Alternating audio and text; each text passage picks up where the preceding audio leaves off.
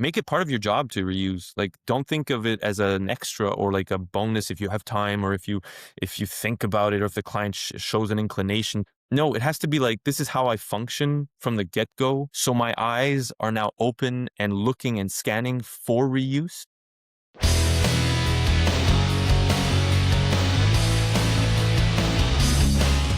Welcome to Design with Impact, the podcast for interior designers who want to create beautiful, healthy spaces with intention and purpose. I'm Alex, interior designer, mom, entrepreneur, and educator, and I am truly passionate about sustainability. After seeing the amount of waste our industry creates and learning how everyday materials can impact our health, I completely changed the way I approach design. And now I want to help more designers do the same. Each week, through solo episodes and conversations with industry experts, we'll explore sustainable materials, healthier homes, and circular design, along with practical strategies to reduce waste, grow a sustainable business, and market your work with intention, so you can create real impact without sacrificing aesthetics or profitability. Because sustainability isn't optional, it's the future of design.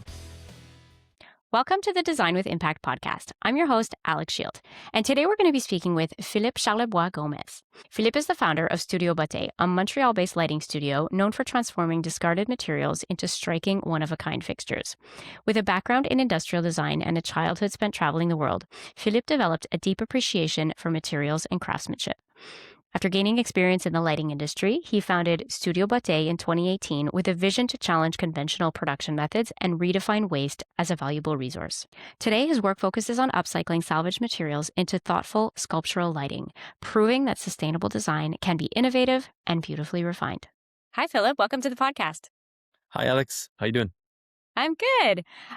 Okay, so I'd love to start with your journey into industrial design. So can you tell us a bit about that and how that eventually led you to designing light fixtures from recycled materials? Yeah, I was really lucky. I find that it all started when I was quite young. My mom and my father had us, my sister and I, as young children, travel the world. We lived in about 7 different countries before the age of 11. And Wow. in those different countries, my mom was a mom at home. So one of the best jobs, hardest jobs. And Yeah, yeah, definitely. I agree. I can see it now that I have kids. Yeah. Um, and so, yeah, she got busy offering these workshops in elementary schools and even some orphanages where we were, basically putting out on a cafeteria table a bunch of materials, some like yogurt pots, cardboard boxes, anything from like all that netting that we package oranges Oh, yeah. Okay. and avocados in. And that became my sort of my playground, because she was offering the opportunity to kids to come in and create toys, create whatever universe, little worlds that you wanted to create. And there was no mistakes. There was no sort of like just exploration and play. And so with that Cool. aspect of play, I think it was just natural for me to think that that was awesome at a very young age. And through creative projects at school, high school, there was always like arts and crafts, and I just like gravitated towards that. And then getting a bit more knowledge about like the objects around me when I was a teenager, and asking around like, oh, these things like don't just appear from anywhere. Somebody or some group of people um, is imagining it and then creating it. And then there's all these tools. And I started exploring with my grandfather how to fix things, how to make things. He was always had a workshop available for me, and I could sort of see him go. And then I discovered industrial design was like a program that you could study. So I did a 3-year technical program at Dawson College, Mm. and basically from that point on, I felt ready to get into the work world, and and I decided to go into this company that was doing some lighting, that had a project to do power bars that were flexible, and they gave me that as my first gig, and I did it from A to Z. So industrial design, pure like sketching, modelizing, sending to the client responds, sending parts to China, plans to China, having them tell you what's right or wrong, or how to make it cheaper, how to change things, and then like having this product come up and like selling it to Costco, and then realizing, oh my God, this thing is being sold in thousands of in quantities that like I that I didn't expect, to be honest. And then suddenly realizing, okay, that's not what I studied all this and I don't want to do that anymore, because I realized that made in China was kind of like contrary to my, I guess, my values, I don't, or like even the vision that I had of creating objects, and that making a difference would come from doing things differently. So I started sort of crafting things from stuff I found on the streets. I used to have a building, an apartment in a building that was right off the train tracks here in Montreal, and people were throwing things off to the side there because it was kind of like a no man's land.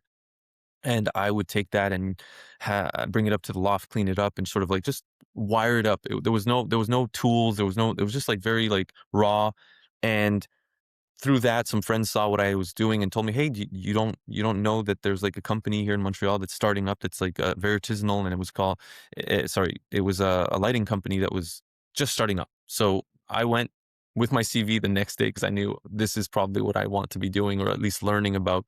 And my favorite projects at school were the lighting projects, and instinctively, I would always sort of like push for that kind of um, object in my project. So in the end, they gave me the job on the spot, and we were, just five artisans making lamps for people that were walking in and pointing at the lamps that they wanted to have us redo. And through that, I became the head designer, or like co-head designer at that place. And then it was a wonderful experience because it was like high end lighting. We got to go around the world showcasing our work, won a bunch of prizes, which was encouraging. And then I realized, just biking to work every day, that I would find these materials, these things that would be recurring, that would keep coming up in the trash, and that were in a way free, in a way sort of like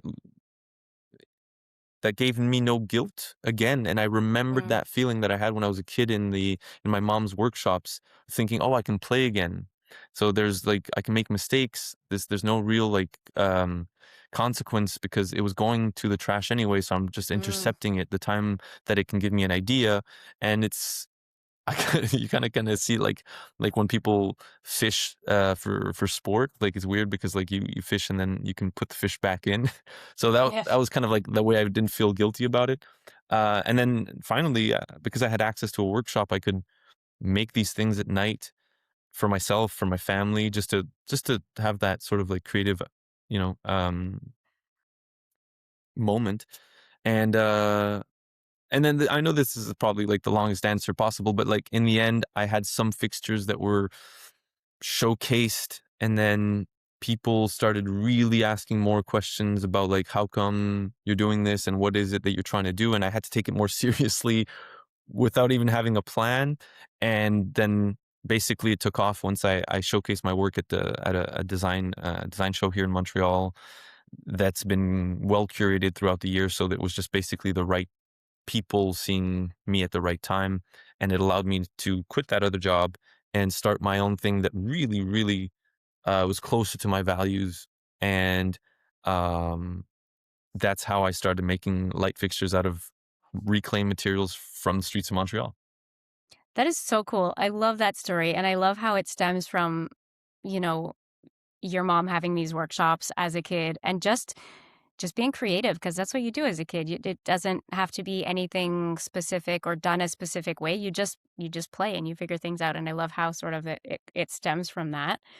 Um, Also, I have a question specific to Montreal. Do you feel like, because you've traveled a lot, do you feel like Montreal is I don't know, there's more things out on the out on the sidewalk for you to pick up? Is this everywhere? Is this No, so this is I've been talking about this with a lot of people, because the idea of like growing the studio to me isn't just like making more lamps and shipping them around the world and having a bunch of people in like a small factory. My idea has been to like, oh, this concept exists here and at the scale that I like it, Mm, that's very human scale, very uh, like, let's say, limited, but limited in growth on purpose. And the idea would be to have like satellite studios. So like, let's say another city mm, where we would look at the possibilities and have somebody over there that's has that culture, that has the eyes and the ears in that network for mm. upcycling. Then we would create things there, be it lighting or other things, that would be like more directly linked to that culture in aesthetics and in the Okay. material use. And so basically Montreal has a combination of, this is a non, like I haven't studied the fact or surveyed anything, but like I definitely have a feel now that having traveled to other places and coming from um Colombia, my mother's Colombian, so I go there pretty often. Now that I'm an adult and I have my business, I do have eyes for, okay, where's the trash, or like where's Yeah. the waste, or where's the accumulated waste. So Mm, it, in the cities of Colombia, at least the biggest ones that I go to, Medellin and Bogota, you don't see trash. People are literally, there's fixed shops. So like instead of a mm, broken fan being on the street, that doesn't last a second because they're taking it for the motor, the copper, the metal, the plastic, they're just reclaiming properly, I would mhm, say, because the resources are lesser, possibly, and because I think there's not that same, this is the main point, I think, the same middle class. So there's a big separation between classes, and that middle class that exists, I think, in here in Quebec or in Montreal, because it's more dense, and there's also a student population that comes into that buys cheap and discards easily because they bought cheap and because it's not worth repairing. mm, And so then, and the other crucial thing is that there is an established culture here, at least in most of, yeah, I would say, yes, all the neighborhoods that I've explored for this specific reason. You put out trash thinking if it's still in good shape, somebody's going to pick it up. yeah. And I don't, so that tells people you could put it out even when it's not trash day. Somebody's going Yeah. to pick it up. There's an art Yeah. student, there's a cinema person, production person that's going to think that vintage object is something worth keeping. There's going to be a new roommate that's like, oh, I found this lamp, guys, and everybody's happy. And it's like, oh, we Mm, can either fix it together or leave it as is because we're just, this roommate situation is not our, like dream design home, but we're still living together. So there's this sort of like culture of sharing slash throwing out that just works yeah. for something like what I started, where every day I can intercept material. Yeah. And yeah, and things are not made the way they used to. Like I Mm, can that's true. definitely say, by having dismantled thousands of objects in the last 10 years, that before, at least most brands, even internal parts were thought for long lasting. Mm, And it's like, uh, I mean, it's no mystery, the whole like planned obsolescence. It's real when you start looking at the inside of things. Yeah, so no wonder people are throwing things out. They're meant to yeah. break. So Yeah. Montreal has that culture, and I've been able Yeah. to, like I said, intercept and benefit from that flow of material. Yeah. So I find that too. I'm also from Montreal, and I will put things out a couple of days before garbage pickup and hope and hope and hope that Well, and it's been to the point where like, oh no, it's garbage pickup day and nobody picked it up, and I'll bring it back inside and I'll wait because I don't want it to go in the garbage. I want somebody to come pick it up. So yes, I do. I definitely feel that that culture here. that's a good Um, that's a good one. Yeah. and I mean, our neighbors put things out, and we walk over. We're like, "Oh, hey, can I take this?" Yeah, it And makes again, sense. Yeah. that's what I think we would hope for, a second life for our stuff. So I'd love to know, what type of materials do you work with? Like, what is it that you're finding on the streets that you're turning into these gorgeous light fixtures? So what I'm picking up from the streets, it's I have to say, what had me inspired from the beginning was what I could find the most often. Mm, So simply fans. So stands, like floor fans, table fans, like literally fans. Basically Montreal student city, student area, neighborhood being the plateau area, old apartments, no AC, cheap fans being bought for every room, cheap fans being thrown away or mm, just put out because roommates leave and nobody wants that dangly thing, like that crooked thing laying around. So they put them out, and I just I as soon as I started picking them up, and other friends walking their dogs would be like, "Don't you pick up these fans?" and would send me a photo, and I'd be like, "Yeah, I'll take it. I'll come and grab it." I biked over and I would grab them. So like what inspires me or what materials I would take was basically what was there and that I figured out would come more like often enough. And then just basically being fascinated with what people are throwing away, any type of shape that was sticking out of a garbage bag that couldn't fit into the garbage bag. I've never really been the type to tear the bags open. It seems kind of wrong. And also, a little bit dirty. I wasn't always equipped with gloves and masks and stuff to do that. But I would bike around like on purpose, calculating all the garbage days for different neighborhoods, made myself a custom backpack and custom trolley for it. And it had to be like no rust. Plastic at the beginning was a big no because it's really hard to work with, and the scratches on it and the certain thermoplastics can't reset, and they're very brittle, and UV has a big impact on plastic. So that was kind of harder, but definitely ceramics, glass, if it wasn't shattered or cracked, metal for sure, everything from brass, aluminum, steel. um, I was really happy when I found old lamps because then there was like all the inside parts. So like basically the hardware, it's an international hardware for lamps. So that was fun to Okay. like create my own little hardware store at the studio, before even having the studio. So yeah, I would say anything that could be transformed fairly quickly with smaller tools at the beginning because Okay. I wasn't fully equipped. That's probably what I was picking up at the beginning. Yeah, Okay. So the other thing that I want to talk about is the iconic, I say iconic, they were what is it, like outdoor light fixtures that were installed, I think Expo 67. that's right. Yeah. Okay. Tell us about those because I love those. That's amazing.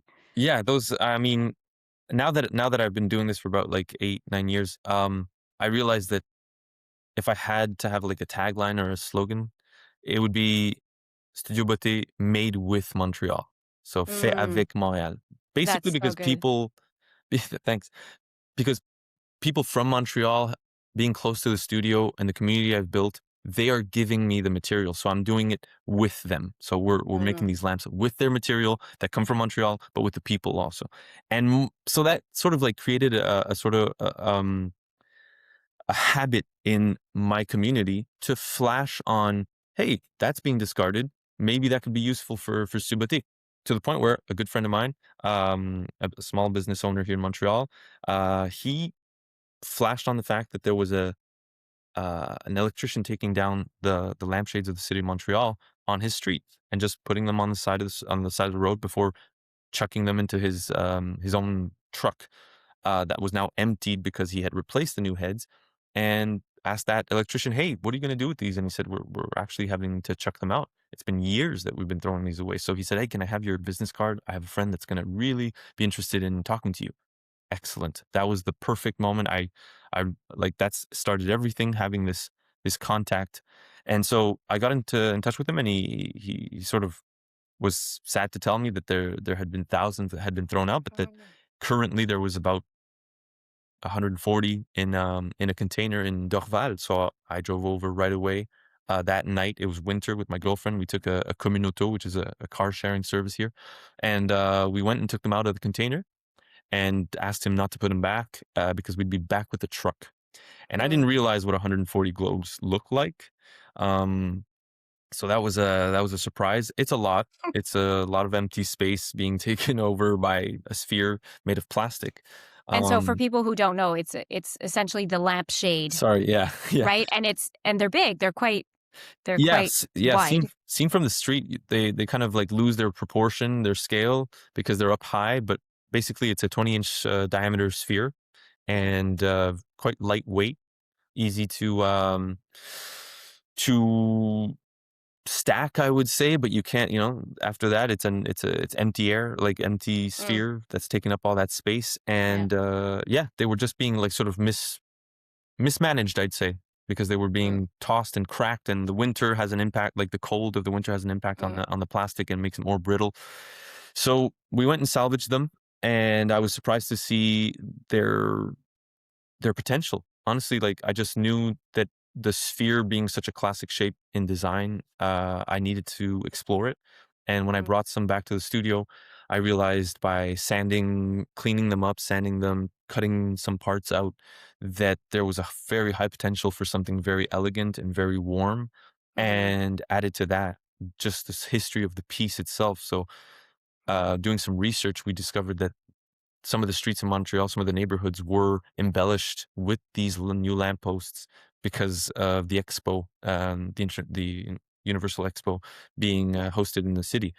And so that means that these globes had been out there. When I discovered them, they had been out there for about 55 years. mm, And that has a very interesting like impact on that specific material because it is a plastic. And so the sun, the UV rays have sort of colored that plastic. mm, And depending on the side of the street that it was on or the angle at which the light could hit it during the day, different sides and different lampposts have different colors. okay. And so that's pretty awesome because we realized that we could offer sort of like 3 or 4 types within the same collection. And Mm, those that got cracked, that had imperfections because maybe a branch fell during a pretty intense storm, or some truck with a crane would hit it by mm, accident. Those have personality and have like these scars that if we can work with. Sometimes we mm, cut them up in that same direction and create another collection. And it's been really interesting. Like that the discovery of that material has really put my business sort of on the map because we were able to um, be chosen to light up a project that was part of a docu-series mm, where an actress and an author here called Christine Beaulieu, she was doing a renovation of her own not her whole house, just her kitchen and her new veranda, and she really cared for reusing and upcycling and reclaiming to mm, the point where she had to change things like, she had to I don't know the right words, but, like, in French, it's dérogation to get, a new s not a new staircase, but a similar staircase to hers on the outside, so the metal, staircases that are for safety exits. Um, Basically, it was a whole thing that she had to get a bunch of papers signed at the city, so she realized that it wasn't easy, and that motivated her to make this show called mm, Déconstruire, which is deconstruct in English. And she chose all workers, craftsmen, craftswomen, architects that were aligned with this idea of reclaiming is the priority or reusing is the priority. And when she discovered our work, she fell in love. She came to the studio. They had there was a whole recording here where she ended up choosing one of those spheres for her veranda, and they did an excellent job at documenting and showcasing sort of the story behind mm, it.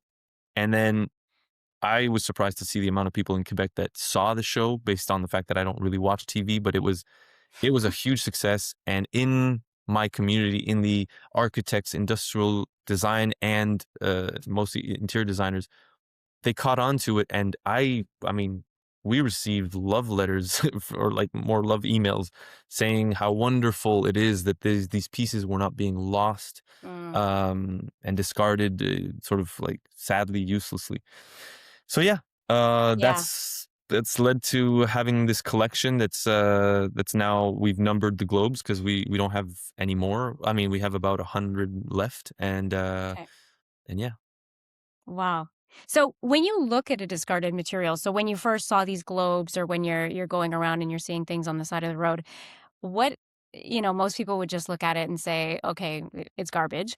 Um, what is your design process? What is your thought process? How do you take that and then transform it into something beautiful? For me, it really all starts from like the object itself and what it is, and how like I notice its shape, the material, the composition, and then once I mean, I don't really pick anything up that doesn't inspire me anymore. I used to have no filter, and it would just come into the studio thinking I have to build an inventory and I have to have enough of everything. But then realizing that you have to be selective, lack of Mm, space, everything costs something, so you have to sort of save on that. Um, if it makes the cut, then it gets to the studio. Then I see how it works with other materials that I have. I very often like to have it in front of me so I don't box it up. I don't put it in some hidden space. Everything has to be visible. And I'll play with things that just instinctively make sense to me shape wise. And because I've had enough experience working with my hands, I know once I'm holding any type of steel or a type of glass that it will be fragile in a way, but also have a strength in another. And mm, that knowledge with experience is one of the strengths of the upcycler, I would say. It's mm, um it's just having memory through my hands of what is mm, possible, what I can do with tools, without tools, how again, if I know I can find that material again, then I'll be more inclined to trial and error. I'll be more mm, inclined to modelize it on my computer because I use 3D modeling modelization, sorry, softwares to play around with the material before actually cutting it up or poking holes into it, mm, or even paint or like giving it a new color. It's easier to even sell to clients the idea before making it. So I'm lucky enough mm. to that's a tool that I have, and it really helps for upcycling and reducing my own waste. Yeah. So yeah, that's the process is mostly gut feeling, then mixing with what's Mm. at the studio. Very cool. I love that. Um, so let's talk about circular design and upcycling. So for designers who may not be familiar with those concepts, how would you how would you explain them, I guess, in simple terms? Yeah, circular design is interesting. It's about keeping materials and products in use for as long as possible, I'd say. So whatever's existing to me is more interesting than what could exist because it's already there. It's already, pulled enough energy to be produced, to be shipped. It's made its way to us. I'm not thinking that like every, let's say, category of design could go into upcycling or reclaiming and reusing. I do believe that like medical equipment should probably be, as clean as new as Mm, yeah, debatable. But then yeah, the way and the difference, let's say, like how I would define upcycling is, in fact, that's how Studio Botté is being part of the circular design world. mm, It's how by reusing, existing materials in a creative way to give a new life and added value. That's kind of my definition. That's kind of like how I allow myself to get inspired with these discarded materials. So yeah, circular design is about using what's existing, not looking to create new waste, I would say. yeah. No, for sure. So then what excites you most about designing with reclaimed or recycled materials versus working with new materials? It's the challenge. I think it is. I'm like quite competitive to the point where I'm competitive with myself. It might be weird to say, but like I'm I like to think that I could impress myself. Okay. So there's like the little boy in me that was doing all those like crafts toys with these materials that were not I call the materials I'm working with now adult materials. So like the sharper, the more breakable, the You more have real tools now, real, not yeah, just exactly. scissors Real and tools, glue. not just Yeah. scissors and glue guns. Yeah. It's like, Yeah, yeah. now it's power tools and like actual machines that allow to transform, stronger, harder materials. So what in like it's the challenge. It really is the challenge to show that with this existing object that has its shape, its color, or even like its function, to completely transform it so that you can't even tell as a client, as a basically the public to which I'm showcasing my lamps, that you don't realize what it was initially, but that once you're told, Mm, you like get flushed completely by the story of it, and realizing, okay, so you took the time to really find that twist that makes this discarded, obsolete, reduced to value new objects filled with value, filled with story. And yeah, I think that's what drives me every day to come to the studio and just realize like I get the chance to impress myself. have fun with that material in this playground, and just not add something new. Just like I Mm, see it like a game where I'm like it's me against you buying a new thing. And yeah. if I've done my job Yeah. properly, not only do I get paid, but you get to um be proud of and brag that you have an object that was made by somebody who is, and through your action of buying it, you are also participating in reducing the waste. Yeah. So, Philip and I worked on a project recently. I was redesigning a master bedroom. And actually, it happens to be my master bedroom. And I had a vision for the space of what I wanted. And I went to Philip and I was like, look, I love this light fixture that you have. It's a ceiling fixture and it's made from blinds, so old window blinds. And I said, could we make it a wall sconce? And he created this absolutely gorgeous wall sconce. And every single time I walk into my room, I look at it and it's like it's the most I feel like it's the most amazing part of the space because nobody else has it. I know where it came from. I know who made it. I it's I don't know. It's amazing and I feel like I'm like, "Oh, I saved these blinds from going to the landfill." I mean, it's two small wall sconces, but it's a start. But it's Absolutely. just it's something different. Not nobody else has it. It's not like, "Oh yeah, oh my friend has the same wall sconce," or I saw a ceiling fan we had used in a project and I'm like, oh, she used that in her project too. It's like, oh, Yeah. it's something completely different and original and I love it. But I think also as an interior designer from a sourcing perspective, it's a completely different experience when you're working with a local artist or a maker versus, just ordering from a large company. So do you want to tell us a bit about the power of giving clients a journey with an artisan or a maker and why do you think that experience is so meaningful for clients?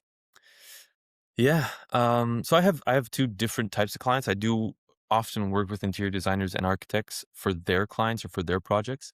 And then there's just everybody who's renovating a space and is doing it themselves or doing it with with some craftsmen, but is responsible for choosing the objects. And then the visit to the studio in both cases is to me crucial for the Mm, experience. So what I'm saying with that is that in a world where like everything's like a click away, even my website, it's not e-commerce. It doesn't. You can't add to cart. You have to mm, go through like a process of answering some questions and me getting in touch with you and discovering what your real needs are. And then there's a visit to the studio. To me, it's so important that I can sort of like listen to the needs because I am very custom and bespoke in like you just said. The pieces that I make are very personal. So in mhm, a way, the experience of meeting with a human and creating something that is for your space, I think is special. I didn't understand to what extent it was special. I was doing it because this is what I love doing, just being able to craft things. Once I have an idea, I go straight to the machines and I do it. And it started picking up because I think people understood, hey, you can go see this guy and he's going to make something beautiful. And bonus, it's made with reclaimed materials. And like I'm starting to now fully grasp what that means because myself, I'm not a buyer. I don't buy things. I actually fix things secondhand. I find them. I make them. So when it came down to sort of living that experience myself, there's not that many occasions, but recently I had I'll try to make this short, but like I had a lamp that I had to make out of skis and dismantling all the skis, we discovered that the fixations for the boots or like the snaps for the boots were not something that were going to inspire me personally, but starting to look at that network of designers or artists that could use them, I reached out to I would say a genius in sculpture who does basically 3D graffiti in the city of Montreal and other cities. mm, And his name's Junk. Well, his tag or his handle on Instagram is Junko Playtime, and he's amazing. So a young man doing things that I in another life I would love to join him and do what he's doing. But basically, he takes everything from like car parts to vacuum cleaner parts and um puts it together in an incredible large scale sort of sculptural monster animal type thing and just drops it in the city. and leaves it until either the city takes it off or it's left there sort of like as a permanent piece. And so I sent him a message saying, look, I have a box crate filled with these. Do you have any interest? And he showed up right away. He thought it was awesome. They look like what he makes basically. So he jumped onto the opportunity, and at the same time he visited my studio and sort of was curious to know like what I was making, and we discovered each other. And in that moment, I realized, oh, this is how people feel when they come to my studio. This is Mm. what, because I went to see sort of more about what he was doing, and I started asking him questions. I was now on the other side where basically I found myself interested in his work. I found myself interested in his approach, and I found myself interested in purchasing a piece that he would create that was very personal to what I do, because he was going to reclaim things that had gone through my filter that had a Mm. history for me. And in the end, um, so being an upcycler, I don't make tons of money, but I didn't know how much I could spend on a piece until it came to that whole relationship with that artisan, with that artist, and the story behind it, knowing that I was part of the process. The day that he came to me with the final piece, once I requested, hey, can you make this mascot for my studio? It's got to be like part raccoon, part cat, because of the story behind my studio. Raccoons going through trash and like alleyways in the city. Mm. Botté is in relation to Puss in Boots, the story for kids. Oh, okay. Okay. In French, it's called Le Chat Botté. So Okay. there was like that whole, yeah, animal, and it had to be at a scale where I could keep it at the studio. So talking about that, it's right here behind me. Uh, I was gonna say, oh, that's that thing you have in your studio that I saw when I exactly, was there. That's exactly. so So funny. this sculpture made a huge difference for me, because I realized when he revealed it to me at the studio, he came and he was super nice. He said, "Hey, can we put it on this table? You go in the bathroom or in the kitchen area, and I'll take this sort of like I'll reveal it to you with this cloth." And I thought, awesome, great. And I had the money in my pocket, and I was like, I hope it's nice. I hope it's nice. I hadn't seen it. And he took that he took it off, and I was like looking for more money. I was like, this he deserves whatever he asked for and more, because the experience he was giving me in that moment, prior to that moment, and the experience I knew that I would have having that in the studio. I'm not Hmm. gonna lie to you. I make things and I expose them here, sort of like showcase them, but people who walk in, they see that and the conversation starts. So Yeah. I totally get now what I'm offering to the people who purchase the lamps and place them in beautiful spaces. The pride of telling the story and being asked, hey, what's that? That's so different. Just the way you said about how you walk into your room. And I'm guessing you're going to, because it's your job as an interior designer, you're going to use that as a project for your portfolio. And then people are Hmm. going to maybe ask, like, hey, I've never actually seen that. And then the story starts. I, I have to say, like, the experience of not just picking something from a cart, from a website, even just a store where you know that like the next person's going to come and have the same SKU in their home, that's special. I didn't know it Yeah. before I experienced it myself. So I consider that I guess my advice is, as an interior designer or an architect, and an architect, it's harder like to build your own home and go through the whole process, but it is probably one of the best experiences to do before you start doing it for others. But yeah, interior design, like what you're doing, designing for your own space, it's probably the best lesson to Mm. understand the real challenges.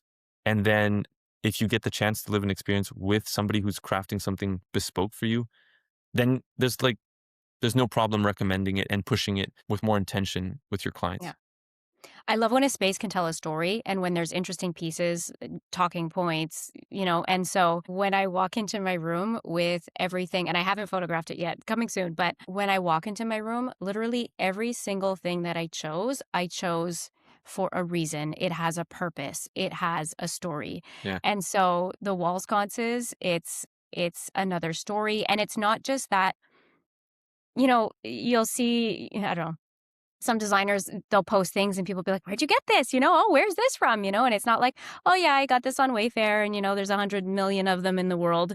Um, I have numbers 1 and 2 You of do. those wall sconces, and it's just such an incredible story. And yes, it was an amazing experience working with an artist as well. And I know that I supported somebody who one is local, but also shares the same values as me and has the same type of vision for the world as me. So I I love that as well. thanks. I mean, in a way, I feel like I need to praise the way that you approached the project, because I have this studio where I allow for all sorts of people to walk in, and I am the creative person, but for what I make. But then somebody like you comes in and challenges me by saying, Mm, I really like these textures. I really like what you've done at a bigger scale with the other ones, with even a pendant, even a wall. But for my needs and for my vision for my space, you asked me to make something that was a bit more, you know, scaled to your needs. And I'm not gonna lie, like, you do have number one and two, but from that moment, you allowed me to sort of open a new mm, category, which is now something that I can offer in different colors and in different types, like different yeah, iterations. So for sure. I'm like very open to having other creative people walk in. I'm not close-minded enough to be like I'm the only person who can imagine anything. But that collaboration, that conversation that happened, that was pretty cool. And so yeah, thanks for bringing that. That was No, awesome. my pleasure. Yeah.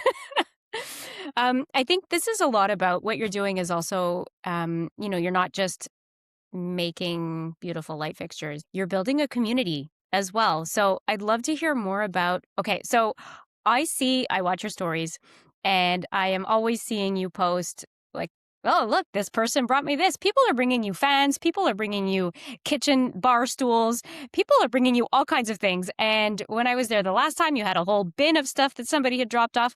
Yeah. So tell me about the community you're building and how you're sort of how people are finding you, I guess. Yeah. It's been great from the beginning. It really grew organically. I knew that I quit my other job consciously, um, pulling for more interpersonal connections. I was at the other job. I was designing in sort of like a white tower, computer sketching, modelizing, 3D printing, and then no contact, no feedback even. So creating my own studio was super important for me to have that contact. So it's not only just clients, in the end, not everybody can purchase the lamps, it's not affordable to everybody.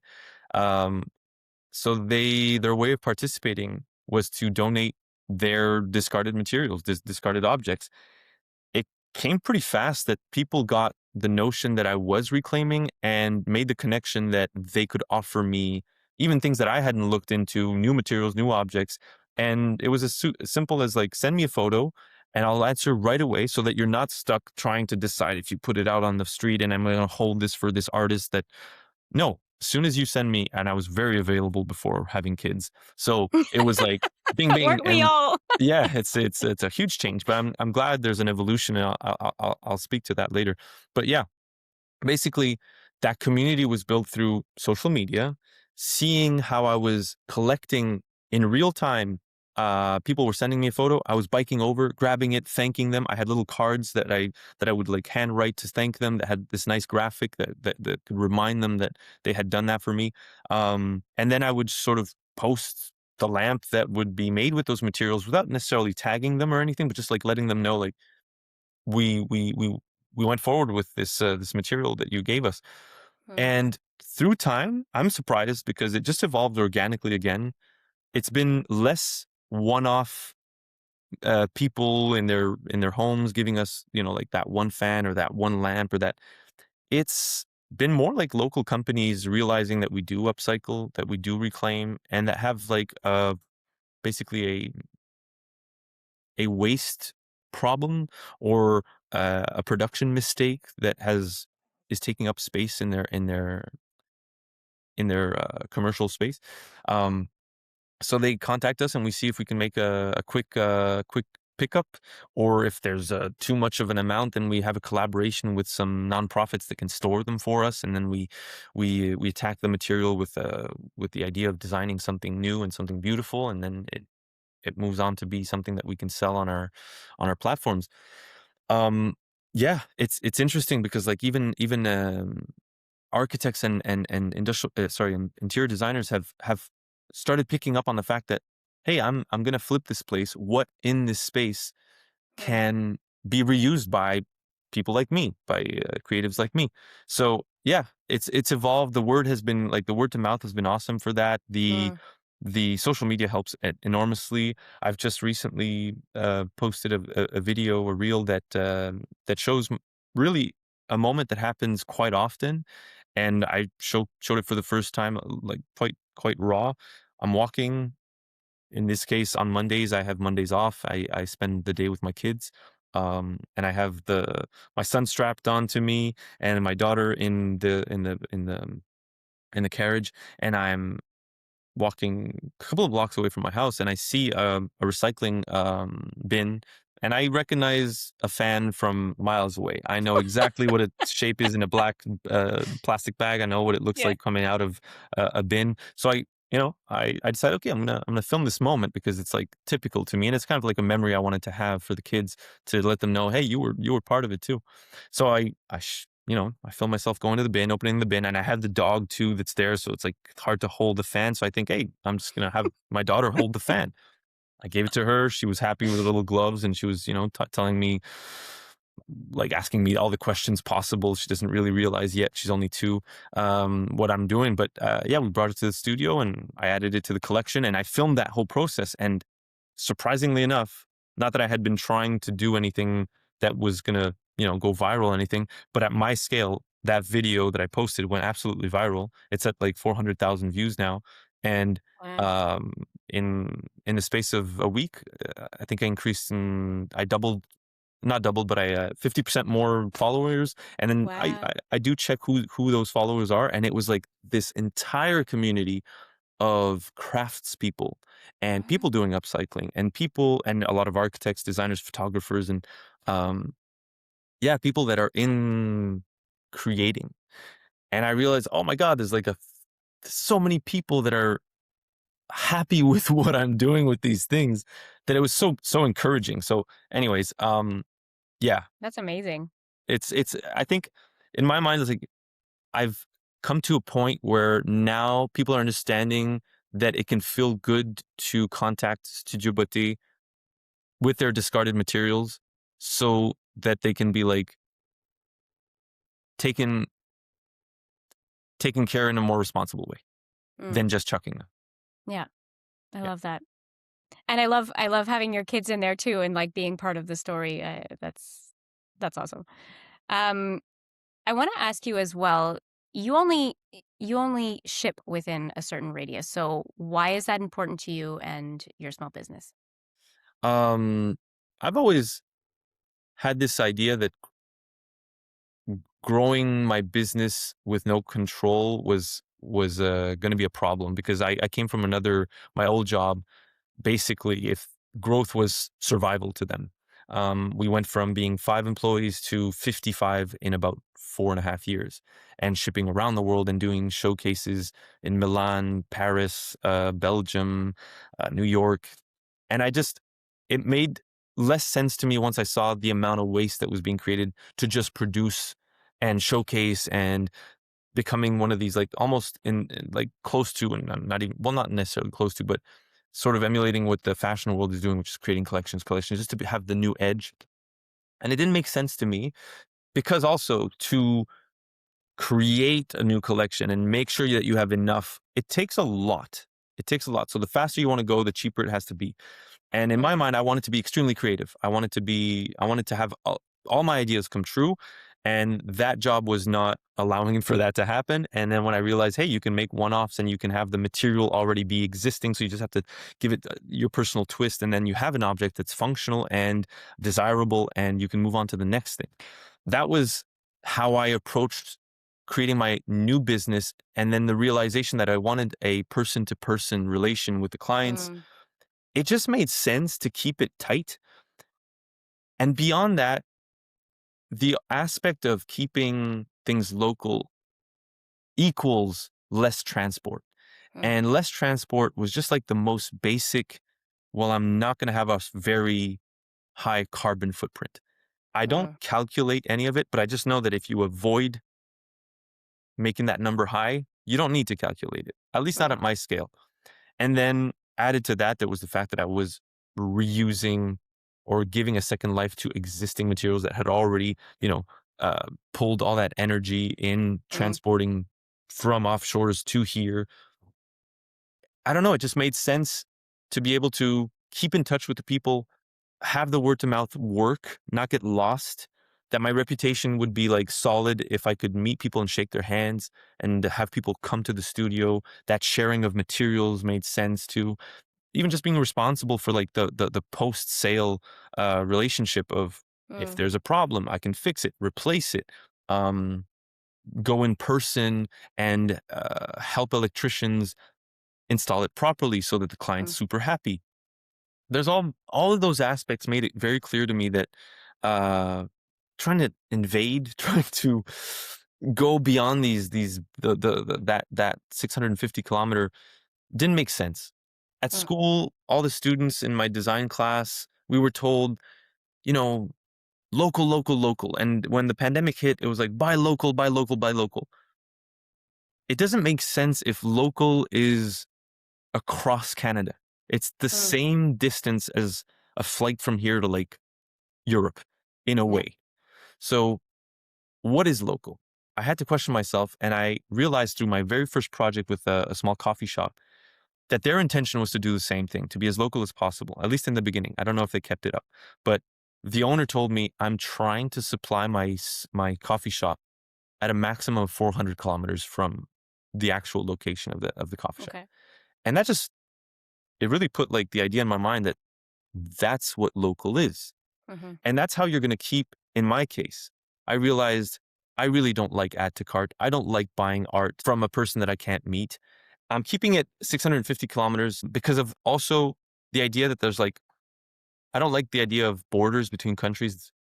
Politically, I understand that there's the concept, but I think culturally, it makes more sense that you can't just buy something online from anywhere and have it shipped to you without having that relationship, without having that Mm, conversation. That basically, if you want something from here, you should come here. You should mm, learn about the culture, meet the person, see what the environment looks like there, and then you would grasp the entire story of what you are purchasing. And I know that this, makes more sense with art and with design and with objects. I'm not talking about necessarily food and objects and appliances, but um, yeah, it makes more sense to me that we would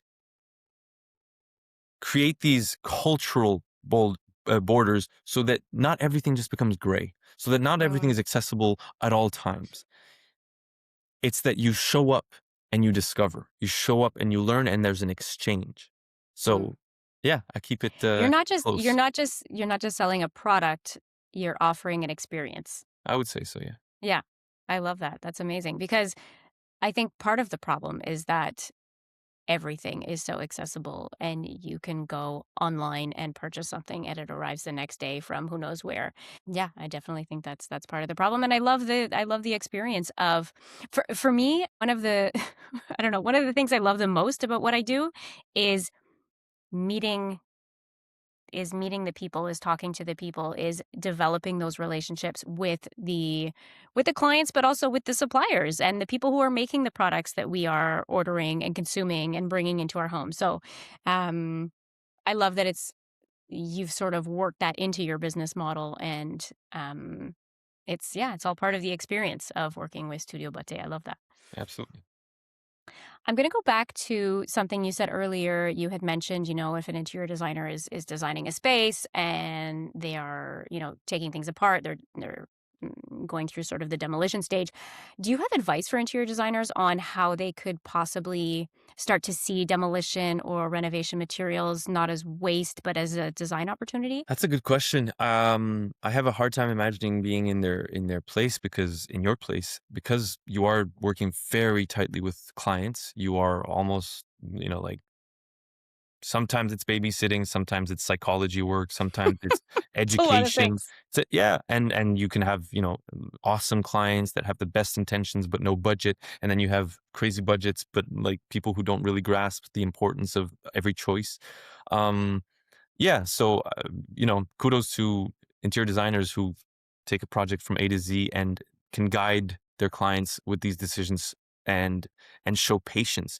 I guess you know, my I don't necessarily think that I have advice per se, but I would say, like, think about this one thing, which is make it part of your job to reuse. Like, don't think of it as an extra or like a bonus if Mm, you have time, or if you think about it, or if the client shows an inclination to, like, hey, we don't like wasting, or like, how can we save? No, it has to be like, this is how I function from the get go. So my eyes are now open and looking and scanning for reuse. And that's what I'll be able to share with my client to give them the opportunity to now be proud of reusing and not mm, wasting. It shouldn't really be an option. I think it should be like yeah. base. I understand that it's challenging, but the moment that you do, like anything, like any muscle, like any good habit or even bad habit, but if you force it into your routine, it just becomes part of you. That muscle is now trained to do so. Um, and honestly, it should start like I'm lucky enough to have like cohorts of students come in here with their teachers who've discovered my work and are like, students need to see that this is an option, that this is possible. Mm, It's always been my goal to sort of inspire the next generation to think that it is possible, that it is an option to upcycle. And in a way, I think design programs should integrate it into their curriculum, into a mm, class that interior designers, okay, so this semester we have projects. 50% has to be a form of upcycling, a form of reclaiming, a form of yeah. reusing, of salvaging. If and it has to be part of your calculations as much as they Love do that. costings. They have to do, okay, well, I've been given responsibility for this project. How much can I reuse? What makes sense? And if the tools are not there, and if it really doesn't make sense, then it'll happen quicker in their careers that they go, hey, something's missing here. We're being told to be eco-friendly. We're being told to be sustainable, but nothing has been put in place. So Mm, before it becomes crucial, they can test out. They can ask the questions. They can be not with a paying client who's like, hey, you're on the clock and what's going on? They can make the trial and errors and establish the habit. I think that mhm. that's like, yeah, we all have the role, to play in reducing waste. So I'm very pro using the schools and the class. Yeah. It starts in the classroom, I think. Yeah, Yeah. for sure. And there's no, as far as I know, there aren't any interior design schools who are teaching about sustainability or reuse or Not it's di- very minimal Not anyway. directly. Yeah, I think it's Um, being mentioned. It's being said that, like, this exists, but it's not being. I don't think it's being said as, well, this is your challenge this week. right. And designers are creative. So give them a creative challenge. And how can you make something cool with, you know, these items or discarded items? And yeah, I think Yeah. that would be an awesome project for a design school. I would have loved to do that. So looking ahead, how do you see circular design influencing the future of interiors and product design as well? It's funny because, like, I don't see it as anything that it just has to be. Yeah. To me, like, and it's not because I'm doing it. I just, like, I'm realizing now that everything we're being told about how we're, like, over consuming, producing, to have creative people work with what's existing just makes sense. Hmm. The biggest creative challenge, like I said, for me, is to interpret what's already there, reducing the energy that's being consumed to create something new. If I can put something that I've created with discarded materials into your home that replaces something that was ordered or shipped over, that is just adding to that number that is so scary to me. Hmm. Um, yeah, it just has to be. It's kind of like, for me, the survival of design is circular design. Yeah. It cannot last. Um, yeah, it's about, like, telling fellow designers that, like, beauty can exist and has to be made out of existing materials. Yeah. Love it. Uh, here at the studio, like, I really pride myself. Number one, my objective is to make beautiful objects, and that the upcycled part of it is sort of the bonus. Hmm. And I encourage other designers to sort of make that the order, because it's very clear. People don't buy with that eco consciousness necessarily if the object isn't pleasing. It Yes. absolutely has to strike them Hmm. emotionally and visually to then be curious and then put their wallets where waste management is being talked about. So, Yeah. yeah, I think it's not like it's no longer an excuse to not see beauty in waste. and how it's being mismanaged. There's so much. I just realized recently, now with people contacting us because they're getting to know us a bit more, that every industry has mistakes. They have production overstock. They have something that a technical drawing was not done properly by somebody that lacked experience or just a mistake. And now they're forced to throw out, discard thousands of the same piece. Just last week, uh, this company that does ventilation sent us somebody internally who knows the studio, said, "Hey, I've got to share this with Studio Botté because like it's just collecting dust here because we feel bad about chucking it, but it should have a use and I think they could use it." So they contacted us and it was just like it made sense. It made sense that somebody who's willing to be creative with that has the opportunity to, and who has established themselves as a studio that has the workshop and the storage for it, that it goes in that capacity and then is sold to replace something that would have been bought new. So Mm. yeah, I'm very much about like, for whatever objects can be made from from old existing things, we should absolutely do that. And starting even before what I do, not to downplay what we're trying to do here, but like vintage objects. Like I said in the beginning, they're probably better made than before, Hmm. and so there's a base there that's of a higher quality, and just with the good eye, talking about interior designers and architects and designers, it can be placed in a space where it's elevated in value instead of just like, well, yeah, I found this on the street, or like, oh yeah, it was Yeah. a secondhand thing, and just like I'm trying to make it work. It can be completely, it can be the star of the show, or it can, blend into the rest because the rest was also thought in that same spirit. It can't be a second thought. Hmm. It absolutely has to become. Can we get it from an upcycler or secondhand, or and then think, oh man, we're forced to buy something new. Yeah. Yeah. No, for sure. So then, if interior designers listening today could shift just one thing in the way that they approach materials or products, what would you recommend? Yeah. I think it comes back to what I was saying, creating that network. It's time consuming. You know it yourself. You have clients, they're on the go, their money is their time. If they have to move out to renovate their space, everything costs and they're all impatient. And I'm sure they're very pleased to know that they're working with somebody who has the thought process and the approach that you have, but they're still rushed.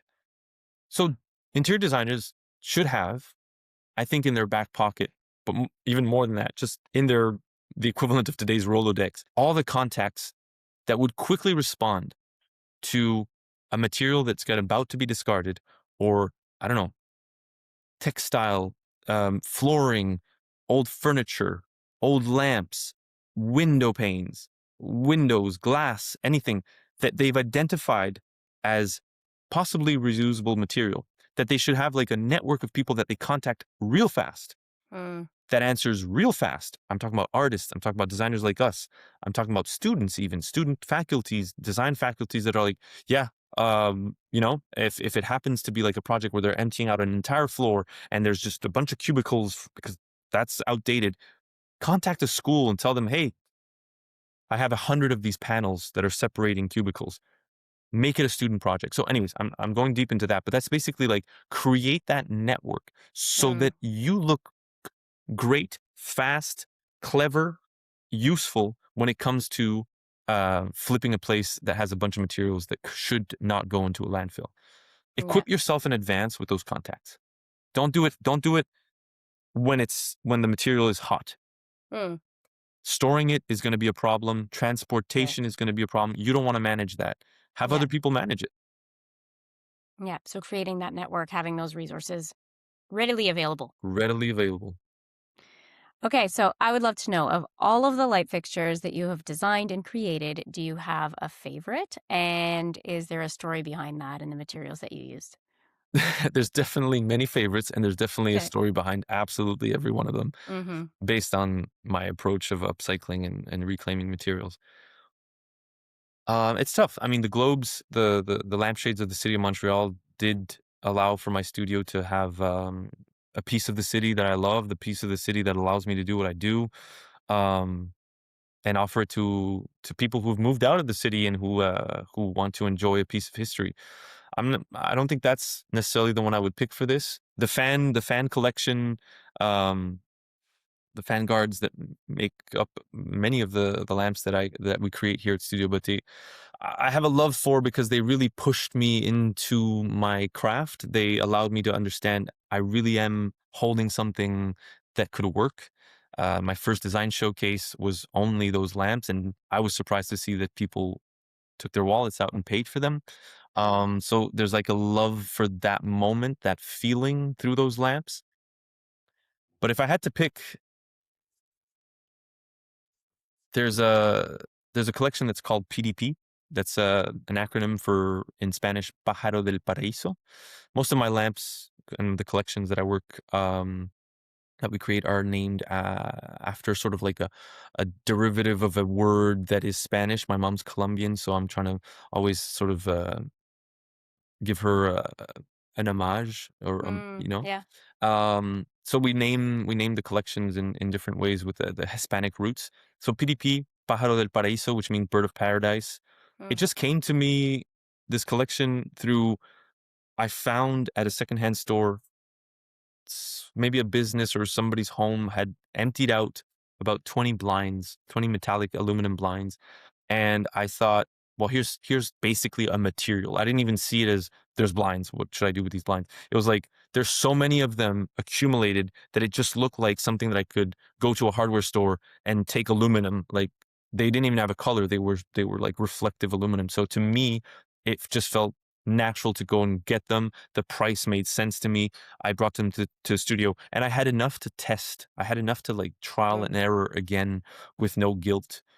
And once I found the right twist, it just it flashed in front of my eyes. I took some photos of it on a white background, and I felt like I wanted to feel when I was in design school, that I had sort of created something that others could look at and go, "Ah, I wish I had done that." Mm. And again, coming back to impressing myself, I've been chasing with every project that feeling, and I'm happy to say I get it pretty often. But that collection made so much sense because blinds are now illegal in the way that they were made before, with the string hanging out. Mm. There's a law that came out saying you can't sell these anymore, and we recommend that you replace, because sadly enough, there were some, accidents with small children and even small animals, that mistakes were made, and or like small, yeah, sad events basically. I don't, and so people started throwing these out, and even businesses started they couldn't sell them, not even like, Mm. liquidate them. So I ended up having quite a few of them and being able to create different series, and people were buying all sorts of blinds. And back in 90s, 80s, I think colors were wild. I mean, you saw it when you came here. There's every possible shiny, glossy, sparkly, with splatters of paint on them. So there's like not an endless, but there's definitely a source of material there that inspires me. It's very easily workable.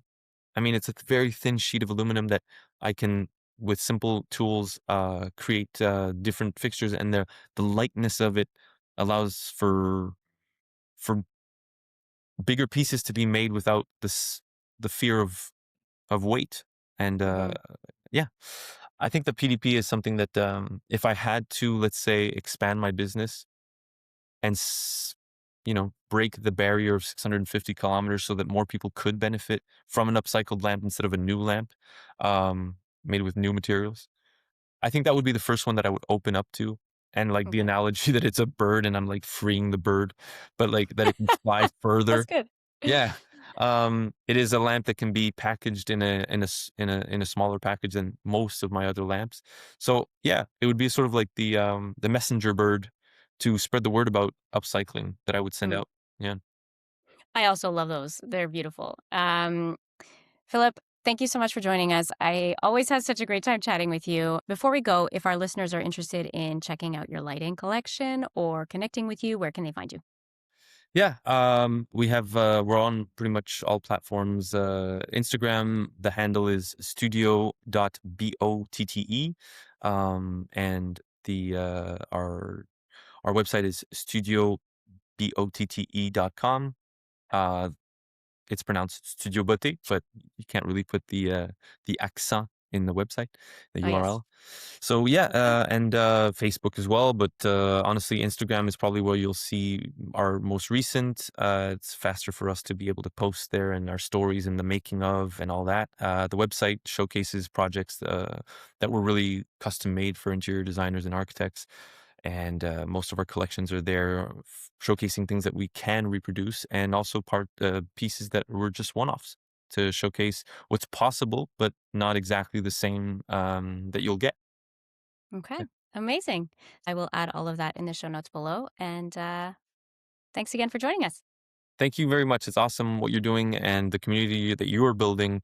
Thank you. Your approach is I think greatly needed, and the energy that I felt when you came to the studio was awesome. So I'm almost happy that that other creatives will get to meet you and talk to you. Oh, thank you so much. I really appreciate that. All right. We'll chat soon. Have a good day. Thank you so much for listening. If you enjoyed this episode, I would love for you to follow the podcast, share this episode with another designer so we can make an even bigger impact, and leave a review so more designers can find this podcast and we can continue to grow this community. Also, I challenge you to take one sustainable practice from this episode and incorporate it in your business or your next project. And I want to know what it is. Send me a DM over on Instagram at designwithimpact_. I would love to hear from you. Thank you for being here.